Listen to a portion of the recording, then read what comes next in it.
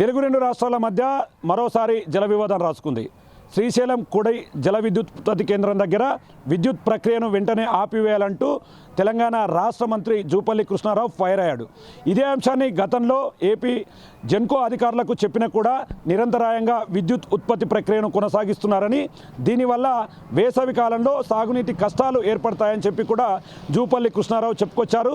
ఈ నేపథ్యంలోనే విద్యుత్ ఉత్పత్తి ప్రక్రియను ఆపకపోతే నేడు ఏదైతే శ్రీశైలం కుడి జల విద్యుత్ ఉత్పత్తి కేంద్రం దగ్గర నాగర్ కర్నూల్, కల్వకుర్తి, అచ్చంపేట ఎమ్మెల్యేలతో కలిసి నిరసన కార్యక్రమం చేపడతానని చెప్పాడు.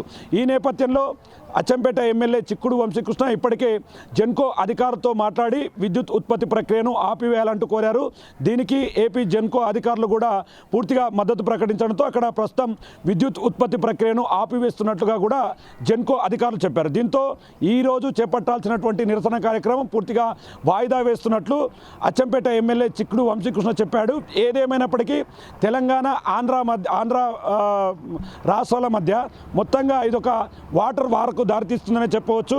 గత కొద్ది కాలంగా పూర్తిగా ఇదే విషయాన్ని జెన్కో అధికారులకు చెప్పినా పట్టించుకోకపోవడం వల్లే తాము నిరసన కార్యక్రమానికి పిలుపునిస్తామని, భవిష్యత్తులో కూడా ఇలాంటివి జరగకుండా చూడాలని చెప్పి కూడా మంత్రి జూపల్లి కృష్ణారావు చెప్తున్నాడు.